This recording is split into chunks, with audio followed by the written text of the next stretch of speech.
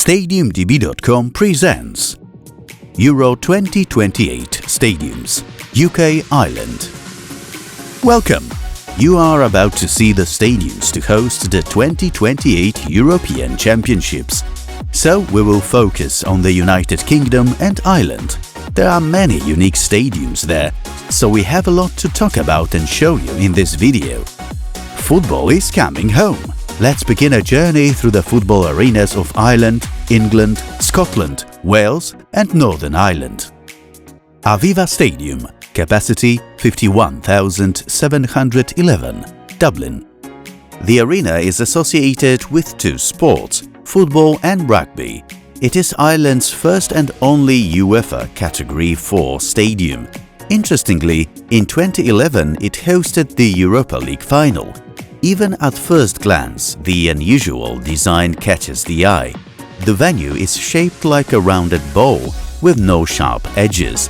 In addition, the northern part of the stadium is much lower than the rest, in order not to block the sunlight from the neighboring buildings.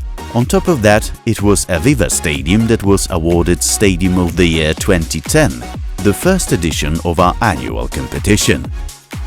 Casement Park, capacity 34,500, Belfast. The stadium will be redeveloped into an all-seated venue, which will become the largest stadium in Ulster. Populous design will provide a more accessible stadium building and new and improved facilities to serve the needs of GAAs, players and local community, with up to 2,000 square meters of dedicated community space. It was a very challenging project because Casement Park is surrounded with low-rise housing on three sides. Hampden Park, capacity 52,032, Glasgow. This time we visit Hampden Park, Scotland's national stadium in Glasgow. The venue is famous for the atmosphere that is unbelievable during international matches. However, it is thanks to Queen's Park FC that Hampden Park was born and wrote its history. From the inauguration in 1903 until the construction of Brazil's famous Maracanã in 1950, the Glasgow-based stadium held the title of the largest in the world. Its record capacity was 183,388. So impressive! St James's Park, capacity 52,305, Newcastle. Although St James's Park looks as if it were made up of two different stadiums, it's difficult not to like it. The venue is far from being visually perfect, but in a way it owes its popularity to its appearance. However, St James's Park is much more than a unique structure. The atmosphere during local Newcastle United's matches can be electrifying, and not just during games against Sunderland. Fun fact: St James's Park is the oldest stadium in the northeast of England. Its inauguration actually took place in 1880. Everton Stadium, capacity 52,679, Liverpool. The vast majority of fans will approach the stadium from the east, so this is where the main plaza will be created, providing a meeting point before and after games. Perhaps the most interesting part is the seating layout.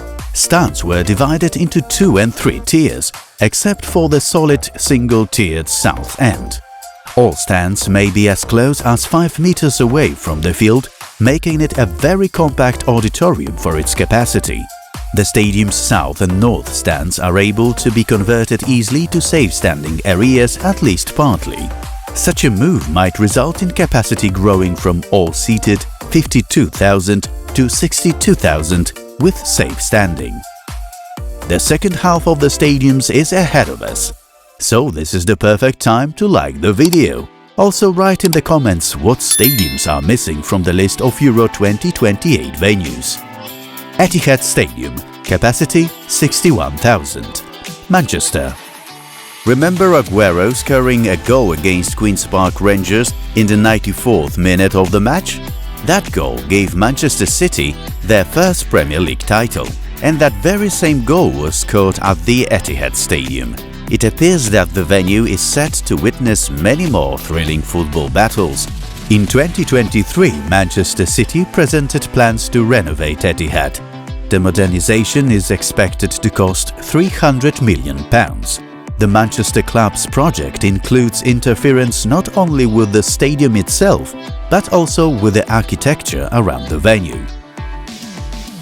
Villa Park, capacity 52,190, Birmingham. Villa Park is one of the oldest football stadiums on this list. The facility was opened in 1897 and has been used by Aston Villa Club ever since. The arena is known as one of the loudest in England. This is a good omen for Euro 2028. Renovation works are planned for the stadium, which will mainly increase its capacity from 42,500 seats to more than 52,000. The refurbished Villa Park will be ready to welcome guests from all over the continent. Principality Stadium, capacity 73,952, Cardiff. Principality Stadium is home to the Welsh national rugby team and an important venue for football. It hosted the Champions League and UEFA Cup finals, as well as football matches of the 2012 Olympic Games. The capacity of the stadium is almost 74,000, making it one of the largest in the UK. Not only that, the venue's roof can be opened and closed, making it much easier for matches in challenging weather. Tottenham Hotspur Stadium, capacity 62,322, London. Our list has plenty of stadiums with great historical value. This venue doesn't have it yet, as it has been in service since 2019. It's all in the hands of the Tottenham Hotspur team, who aren't currently as good at writing history as they used to be, but let's be optimistic.